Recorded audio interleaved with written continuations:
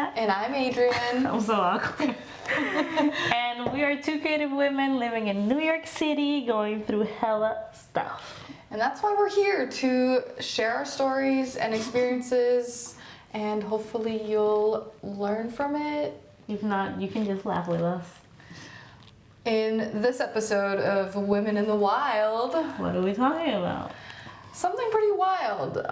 We mentioned it in episode 3 last week, and we were talking about generational differences between like us and our grandparents, or even our parents. So we're going to be talking about that, and then in the latter half of the segment, we're going to be talking about, you know, what it was for men and women, like. Did we improve, like, how we treat women nowadays versus what it was before? Basically have were women or men better or worse 10 years ago?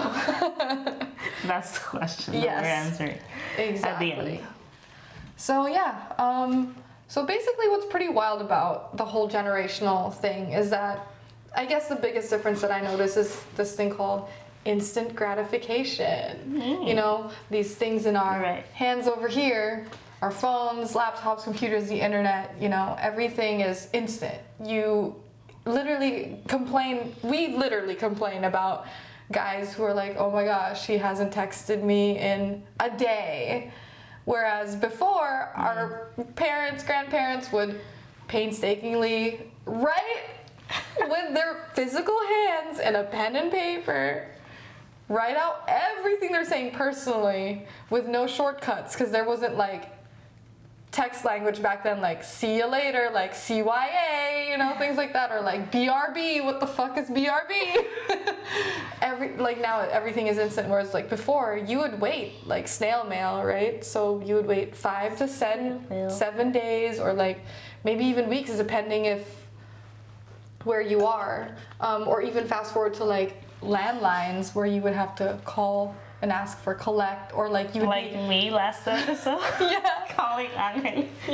Or like you would have to call like the operator, like you would have to connect to the operator, remember? Like that was a thing where like, I forgot that was a thing. Can I call this person? And then they'll have a switchboard and they'll switch you off. Whereas now it's like you can directly have more than one option to contact a person. There are more than one ways to reach a person. Phone, laptop, iPad, whatever, any kind of app, you name it, it's available for you to use. And like everything gets sent so fast. Even like, we'll even talk about like Yahoo Messenger. Remember when that was a thing, when you can like buzz people? You know, actually I never used Yahoo Messenger. I used MSN. Oh, okay, so there, like, I mean, whatever the chat apps were back in the day, that's what it was. You would have to go on like a messenger app, but now it's like everybody is accessible. So that's, I guess, a lot to say about that. Like the biggest difference. So yeah, what do you have to say about that? Well, I kind of want to bring it back. Okay. And I want to compare a few stories. Go for it. Like my grandparents' love story, my parents' love story, and then my current life, or current love life, and how all of them differ. Stories. And I know you also have some like the similar stories. But I do think that the common denominator here is everything that you're talking about. Like, I totally agree with you. Like, our grandparents did not have to deal with, oh, when are they calling me back? Or why does this person not text? Or whatever. You show up to their door and actually ring the doorbell and say hello. You don't say, I'm outside, come out. That's not a thing anymore. So I don't remember, like, I don't know the exact details, but I know for a fact that my grandparents, they lived in the same neighborhood. We're having wine tonight. We are having wine. Same neighborhood. I hope anyone listening to this is able to have a cup of wine with us while they listen. And I feel that's how things were back then. Like, our grandparents, usually the typical grandparents' love story is they lived together, like they were neighbors, or they were like the girl next door kind of story, and those were so cute. And that was the case for my grandparents. Like, they grew up next to each other, and it was like he thought the neighbor was cute and she thought the neighbor was cute, and then eventually it worked, you know. And I've heard so many other people's grandparents met that way, and it's like it makes sense because how else did you meet people back then? Like, I'm not sure they even had cars. Especially my grandparents, like they were like super poor. Actually, my grandparents are from El Campo in DR, which is like the country. All they did was grow crops and like grow animals that they would then What was eat. the population in that area?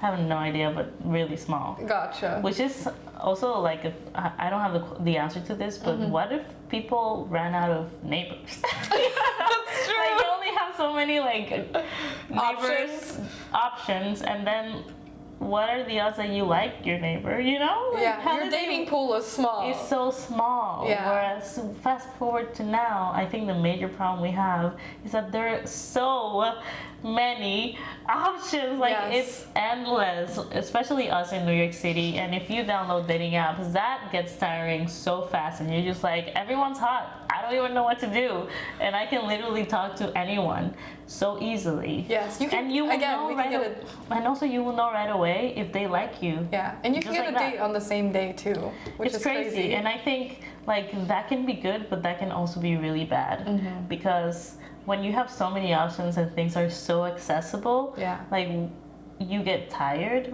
more easily, you get bored more easily, Yeah. you get super freaking picky to the point where maybe you're harming yourself. Yeah. And at the end of the day, I think that's also why our generation is so eccentric.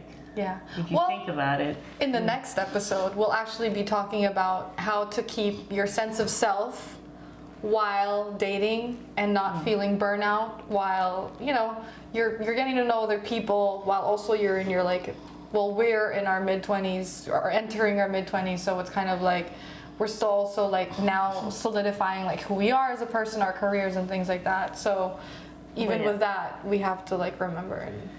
Yeah, and so that was my grandparents' love story, like the gist of it. And Neighbors. That's so cute. yeah, and it's like, of course, that's how you met. Like, how else will you meet? Yeah.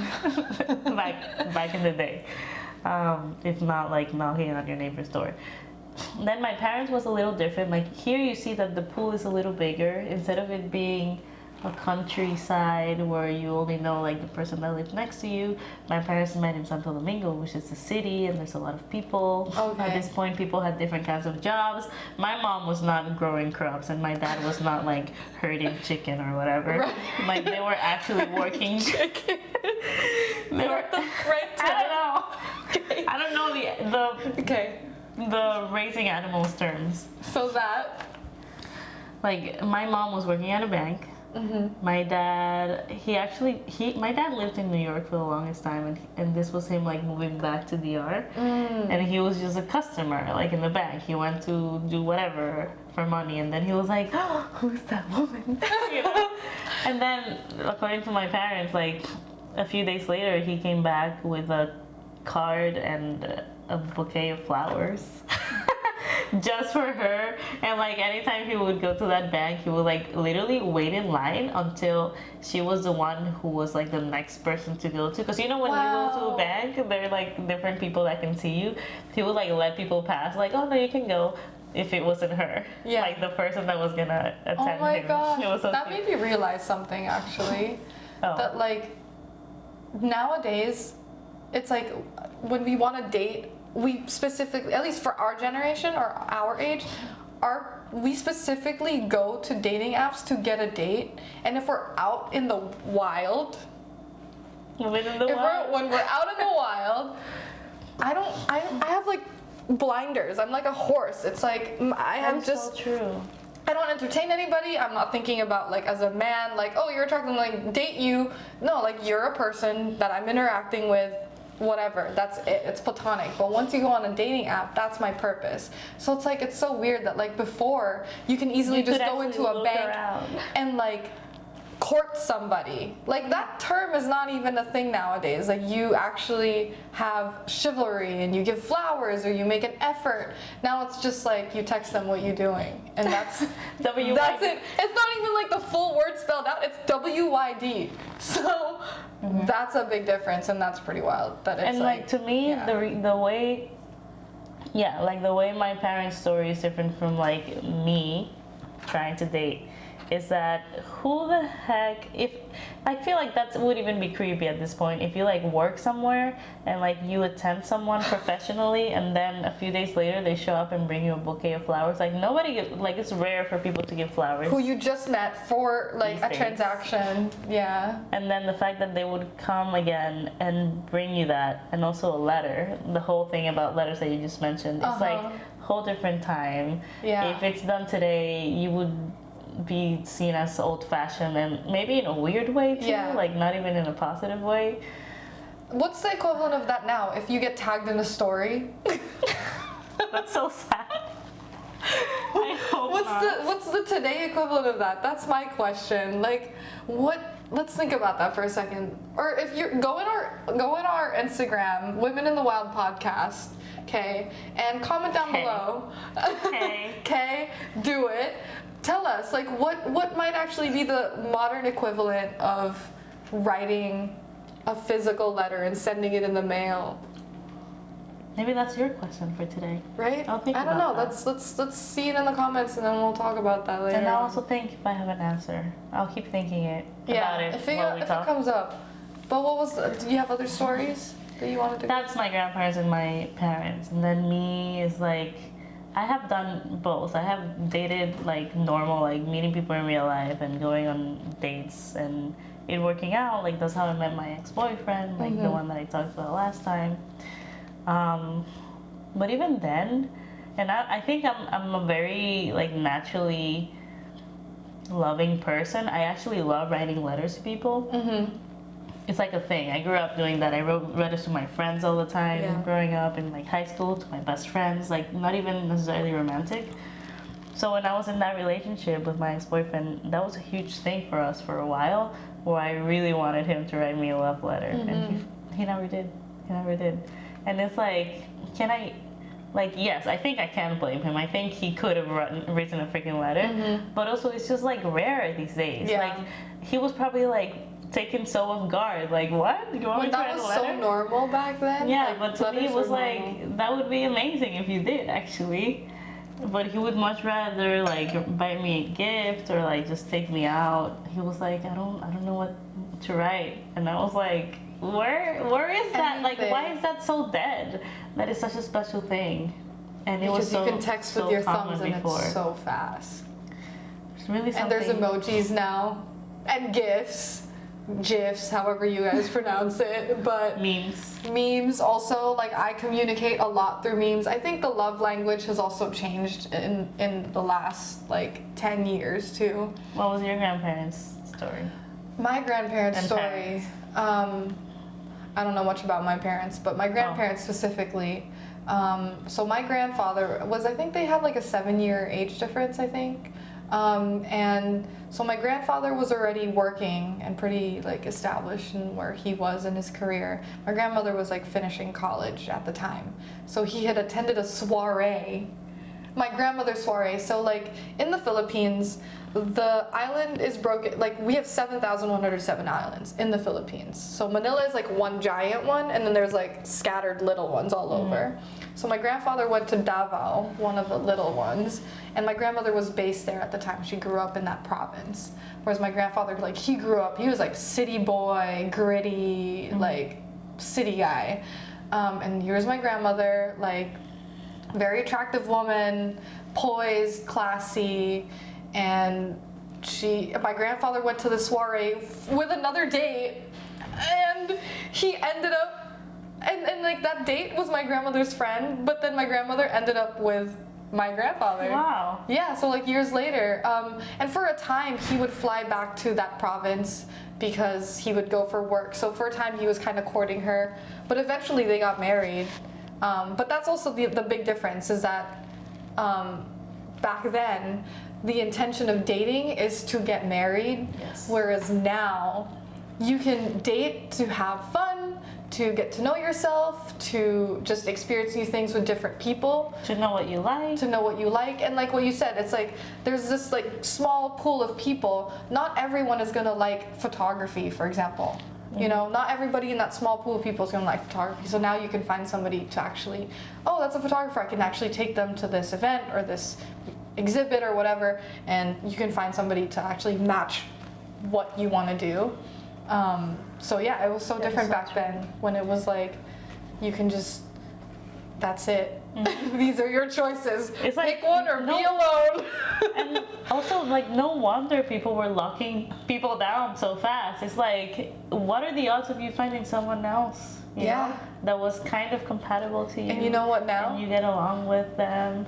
So of course people were getting married right and left. Yeah. Like, you could pay $5 to get Tinder Passport. This is not sponsored by Tinder, but like you can get Tinder, you can pay so that you can basically like date around the world. Like you can put your home location anywhere. So like you won't be like confined to like New York City. You can put like your location like San Francisco, or if you're in London. So you can literally like pre-plan your trip, like, oh, I'm going to London. Let me turn on my location in London so I can meet people there. That's how it is now. You're literally shopping for people. It's kind of crazy, but like that's, if you think about it, like that's basically what we're doing. it is. Yeah. And if anybody's ever interested, there's this really cool YouTube series done by the YouTube channel called Jubilee. Yeah, I know Jubilee. Yeah, and they do the live Tinder swipe. Like you personally like will swipe right in person. Like there's a line of people coming towards you and you can swipe left or right in person.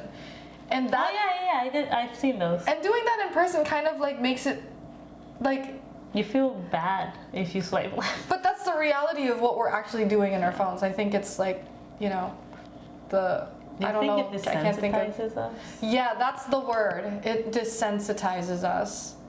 But having put it in a real world scenario with actual human beings being in front of you and not just a screen, makes you, it kind of snaps you out of the desensitized mindset. So I have a question. Okay, go for it. On the very Tinder note. Or like, dating apps. One of the things we wanted to tackle in this episode is the question, like, do we think the change in dating has to do with generation? Like, is it a generational thing? And we have discussed already, like, how our grandparents versus parents versus us is so different. But what exactly is it that makes it different? Is it just the years, like the fact that it's been 20 years, or is it something? It's technology. technology. I think, yeah, it's technology. Always on the same page, you and I. And like our growing addiction to it also. Like when technology was like earlier and phones were still new. It was for convenience, now it's for monetization. And I feel like we never thought we would be here, you know? Like when I got my first phone in high school or middle school, whatever, it was so like purposefully to call my parents to pick me up from school. Yeah. And like not even 20 years later, it's been like 10 years later. Yeah, the technology is getting rapidly, exponentially. I'm like using it to go on dates or to order food or everything. To put me to bed. Everything. Meditating. Yeah. Reading. It's my flashlight. Insane. It's everything. But then what is that doing to us? Is that really, like, of course technology is a great thing because we have so much information and we learn so much and whatever. But also I think in terms of human contact and dating, do you think it's making us weaker? Like, I feel like men these days, if you go to a bar, the likelihood of you getting a guy actually coming up to you and buying you a drink or starting a conversation is less, because it's much easier for that guy to just do whatever he's doing at that bar, then go back home and start swiping, and he'll probably get a date that same night. Like, why would he go through the trouble of like courting you at the bar, you know? Okay, so, I might get a little bit deep in this. Go, please. Okay, so one is, it's great until it isn't. And that's like the simplest way I could put it. But I'm saying like, you can date somebody and it's great, but then when you actually, like in terms of like technology, it gets to a point where was I going with this point? But it gets to a point where like you're so desensitized, but you can also pick exactly the most ideal partner for you. Whereas before, again, you started this out so great where like you said, that's it, that's the pool. Your circumference is like how many people are in that town. And even in New York, like how many people really are compatible in terms of like exactly who you want. But And also transportation was a big thing. Like, it wasn't even a town thing. It was like your neighborhood. yeah, and now like you can fly for $200 to San Francisco, and it's not a big deal. And long distance relationships are also more doable and things like that. FaceTime is also available. There are Bluetooth and I think Wi-Fi controlled sex toys that are available, so that like, I mean, those are things. There are tools now out there so that you can actually communicate, and even if not sexual, like for family, like you and I both are not from New York, so I have family in Manila or all over that I speak with on a constant basis. And before, you'd have to get that scratch card. I don't know if you know this, or like you have had to go through that to call, because you would need to get minutes. But what were you going with the guy at the bar? But the guy at the bar, basically, it's like you can now actually like pick the most ideal person for you, whereas like before, it's like, would you feel like you were settling? All right. Like if you were to ask your parents, did you settle because you? Or like now we have more power. I've actually asked that question to my mom. Oh, question. Okay, go. But wait, about the bar guy example. Okay, great. He goes back home and he starts swiping and he chooses the best, most compatible person, right? Mm-hmm. But as a person, is that guy getting any better by doing that? Like, what are his social, skills? Like, are we losing our social skills because we're getting so picky and we would much rather, like, start swiping? Like, I think I would want a guy who knows how to go up to me and talk to me and invite me somewhere more than a guy who, like, swiped me right on Tinder. You know what I mean? Yeah. So I have the perfect... Are dating apps, like, helping us socially? So, two-parter. One...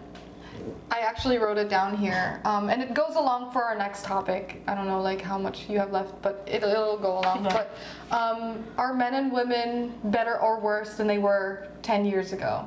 The other thing that I put there is like, it's kind of a cliche, but like you're really comparing like the best way to compare yourself is, or like the best way to compare is only to yourself, like your yesterday self. Like you're not comparing yourself to anybody else. Mm-hmm. Compare leads to despair, all of those things. Yeah. But the point is, like, you also have to like know yourself. I think that's also the important thing about all of this, like dating in the real world and like the apps and things. It's easy to be overwhelmed, and it's like get pulled in all different directions, and it's like, oh, this guy likes anime, for example, and you're like, oh, maybe I might like anime, and you explore that for a second, and then you either like it or you don't. I think it does open a lot of opportunity for learning about different kinds of people and learning about yourself. Exactly. Yeah, even when I was asking you the question, I was like, okay, the guy at the bar may not have the best social skills, but he'll probably develop them as he's dating different women. Mm-hmm. So it's pros and cons. It's really like a balancing act. Yeah. But I just miss those times where people would go up to you and be like, you know what, can we go out for coffee? I think you're interesting, or whatever. In person. In person, of course. Yeah. Yeah, no, that's very rare. I think that's also why I was like so drawn to Joey, because we met in person. The interaction was all in person. And my long-term relationship before that, we met on Tinder. And we actually ended up in a long-term relationship through Tinder. And I started the dating apps last year, actually. Like I haven't had a lot of experience in dating apps. And to be honest, I don't think the difference between the amount of people I tried dating before then and after is that different. So I wonder what that says about the difference between, like, I wonder how much successful dating apps have been, like, realistically, than my normal, like, meeting real people in real life. Yeah, maybe we do a poll. Once we start getting more popular, we'll do a poll. But that is an interesting question for later. Yeah. So something to like look into for the future. Did you have another question? I think you did. I did. Do you write love letters? Do I write love letters? No, I don't. Have you ever written one? I have, and that was the very, like, I've handwritten one. Yeah, handwritten, of course, like pen and paper. I think I've written, like, a love letter, but, like, on my phone, like, notes, but, like, that doesn't really count in this scenario. How long ago was the one that you wrote? That was to Joey. I think it was, like, it was, like, appreciation thing. I don't know. I think I'm always traveling, so I think when I'm away, I tend to write more. Oh, that's cute. Yeah. Okay, so yeah, you have that wasn't that long ago. But it was through text. I think the one that I actually wrote handwritten. Handwritten. When was the last time? Oh my god. High school. Yeah, my first boyfriend. Oh my gosh. After that, never again. I miss that. Isn't that like so sincere? Yeah. When did you last write one? I wrote my last love letter last year to the Egyptian dude that I'll talk about eventually in this podcast, I'm sure. Uh-huh. But yeah, I wrote him a love letter when he left to freaking the end of the world. Wow. Oh yeah, that was the guy. Yeah. I think I wrote it down here too. On that note, because so one thing that I wrote was like we also need to be making ourselves like making yourself worthy and loving yourself first. This is actually for the next episode, but just to tie it in, so for the next week. But like, I mean, a lot of this, like, since I got out of a 3-year relationship, there was a lot of like, okay, now that I'm dating, what is my purpose in dating? Like, is it just to have fun, or is it to ultimately find like someone to end up with, right? And so I was like, well, I'm not ready to date, and like, why am I not ready to date? Well, first of all, I've been traveling for 4 months, so I have a lot to catch up with in New York. In terms of like my career, I need to still find stability in that. Like right now, I feel like if I were finding, like if my goal were to find somebody long-term, like end goal, I don't think I'm ready for that yet, because I'm still working on myself. Word. You know what I mean? That's really honest of you. To know that you're not ready. Yeah, I don't think I'm worthy. Fully committed. And like You're worthy. Girl. I mean, I probably am, worthy, but I mean, you are. Maybe not ready, but you're totally worth it. Like worthy in terms of like I feel like I'm not, like for the partner that I expect a lot of things out of my partner. You know, like educated, ambitious goals, like self-driven, like self-starter. You know, I have a lot of like characteristics for like who I want, and in order to like demand those things from somebody, I also have to expect higher things for myself. I have to hold myself to a standard that I am satisfied with, so that when I do, like you said, when was the last time, like, oh, I would love a love letter. And then you ask me, when was the last time you wrote a love letter? Freaking high school. So like, how the heck can I expect somebody to write me a love letter if I also don't have those same habits, behaviors, tendencies? Yeah. You know, and I think that's a mature way of looking at it, that it's so like, cool of you to know that it's also, you have to put in your part as well. Effort is twofold, and I think that love letter question, perfect way to really say that. And we'll talk more about it in the next episode, but do you have other things to add?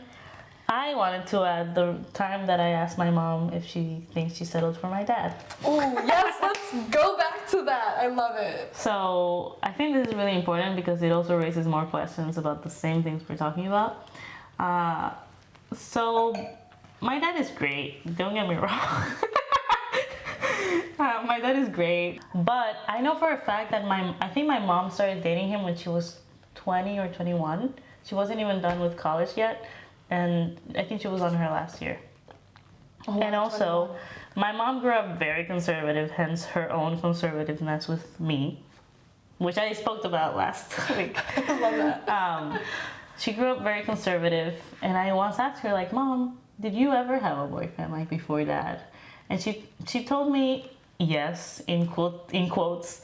But I'm like, okay, tell me about this boyfriend. And she was like, oh, he was just like a friend that would come to my house to visit me. And I'm like, okay, what did you do at the house? And she's like, we would just sit in the living room with my parents.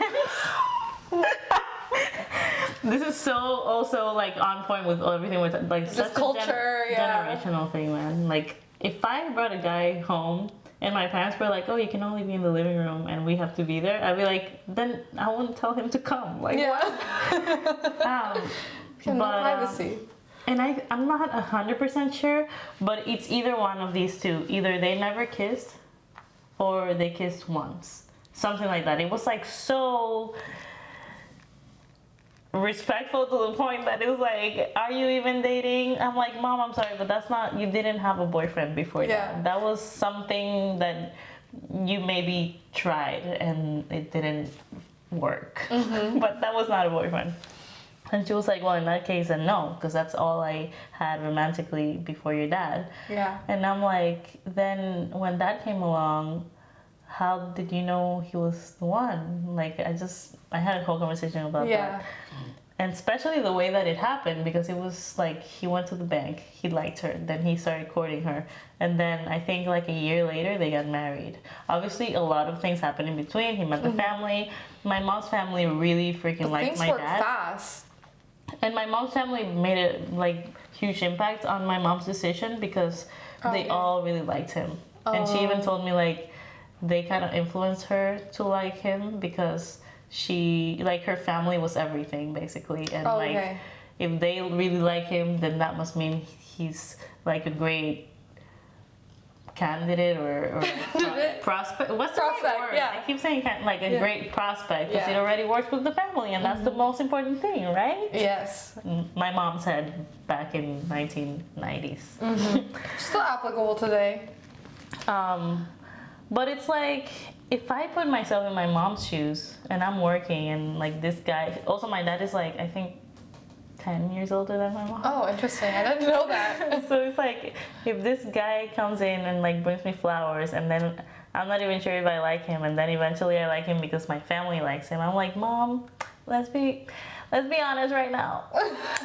Did you settle for my dad? Because like, did you really like my dad? And like, I know this sounds really bad, but my dad is not the most attractive man in the world. So the whole time I'm like, Mom, did you ever like really think that was hot? You're so like, funny. In the previous episode, you were really hyping up your dad, and now you're like... Because my dad is great, like his personality is amazing. But I just had that one really honest conversation with my mom once, and I'm like, Mom, so what attracts you about that? Like, do you really find him cute? Like, do you like his mustache? Are we for real here? Like, you actually like the mustache? Yeah. And she was like, yeah. But her answers were always like, so like, yeah, it's okay. And it's like, but what were you into?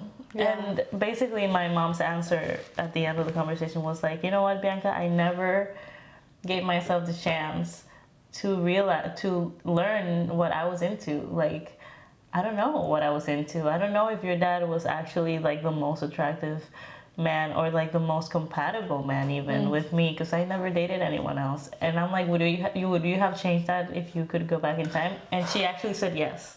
Your mom was like, honest. I respect that. She was like, I wouldn't mind if I could have dated one or two guys before your dad to at least like know what I like. Yeah, I think that's why a lot of our parents and people who are older than us or like people who fall under their generation always tell us to just collect and then select. Oh, like your grandparents. Yeah, just like my grandparents, because they never had the chance to do that. Whereas like for us, it is really an option that like you should do this and that you are young and that there is a lot of time and that you should pace yourself and that you should know what works and doesn't work for you. Exactly, and that you should grow and you know get to gain your own hobbies and your own life and you know gather your own people before you settle for someone who you know that was actually for you. Yeah, and I'm really obviously glad that my parents ended up together. That's how I came about. Yes, oh my gosh, I don't know how I would be here without you. Thank you, Mr. and Mrs. Mom and Dad. We always talk about Mr. and Mrs. Mom and Dad. Yes, for having Bianca. And like they love each other. They're still together. They've been married for I don't know how many years now. So like it worked out in the end. So I just want to give that as a disclaimer. Yeah. But it was just really interesting that my mom was so honest and told me that. So answering our question for today, like which generation is more romantic or which generation did it best? I think even though our generation looks very superficial because we're like swiping and like it's so easy to date people, there's a good side to that, and it's the fact that I feel like this generation is all about yourself. Yes. And like you're not that focused on like, oh, I have to get married and I have to have kids and I have to have the white picket fence house and I have to like no, everyone's like, you know what, I'm just gonna do me and I'm gonna know what I need in my life and I'm gonna go for that. And it's not necessarily a man or a woman or a partner. It's just we're breaking out of now. societal norms. And that I think that's a good thing. So lastly, before we finish, because we're wrapping up, I wanted to know your opinion about something that I have been thinking about.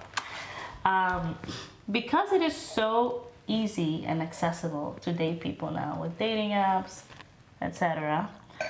Do you think that affects relationships, like in their commitment to each other, and even in like the wanting of each other? I almost feel like because there's not as big of it's not as big of a fight anymore to like find someone to date and to go out on a date with, and it's easier basically. Sometimes that makes people like it makes it less special almost. Yeah. I like the word that you used a while ago, desensitized. I feel like that's such a big word today, that it's like because they're like, oh, that's normal, I can get another date any other time. So they almost like don't even take the relationship that serious. Do you think that's true? Or? I think that's true for us here in New York City, because we are talking specifically right now in New York City, like our current dating experience, because I feel like if it was in other places, it might be like a necessity because people are so far apart. Like this is the only way. But I guess for us, I guess we just have to be aware that it's like more cautious. I don't know what our purpose is. You know, like the purpose is like to have fun, or is this? I hate when people say that. I know, right? I've had a guy say like, oh, this is supposed to be fun. If it's not fun, then because it can go somewhere. Like, dude, I'm not a clown. I'm not here to entertain you. Exactly. Like, I thought we cared about each other. What the heck? Yeah. Bye. But I think kind of knowing what your main purpose, like, and also being open. Again, it's always like a balance, right? Like, okay, you kind of know your purpose, that it's like, it's fair to say that, like, even for me, I am not ready for a serious relationship right now. I'm really looking to just get to know myself in my 20s, and so I will date and like get to know other people. I think it depends on where people are at right now. Exactly. I feel like before maybe it was taken more seriously because the chances were lower. Also, do we even take fertility into question in this? Because some women, like, we do have like a expiration date in terms of like when we have children. People were kind of like rushing about that too. Exactly. Whereas now it's more chill. There's also technology to help people get pregnant. I mean, it's kind of expensive, but at the same time, it's, you know, there are tools to like help with fertility. I don't know if that's like people's purpose, and like also now women have careers, so they're also more independent. Basically, I think the thing to be aware of right now is that there's like dating is looked at differently basically than it was before. Like before, if you were dating, the chances were 99% of the time it was serious, because it was more rare. Yeah. Whereas now you can't really assume just because you're dating someone that they're taking it seriously and that this is like going for the long run, because there's so many reasons for dating now, like you were saying, like people get to know themselves, to have fun, to blah blah blah. So it's not necessarily like I'm gonna form a family with you right away. So the point is, it's all about the person at the end of the day, and like where both of you are at. So that's why it's important to have conversations about where's this going and what do you want out of this relationship, even though those are always so awkward. But I think they're very necessary nowadays than before even, because now people date for so many different reasons. And because people date for so many reasons, that you yourself have to know what your reason for going out there and putting yourself out there is, because when that's not clear, you're going to get burnt out, and you're going to be like, why do I keep going through these same patterns? Why is nothing sticking, or why do I not feel satisfied at the end of the day, or why does this feel negative, like, you know?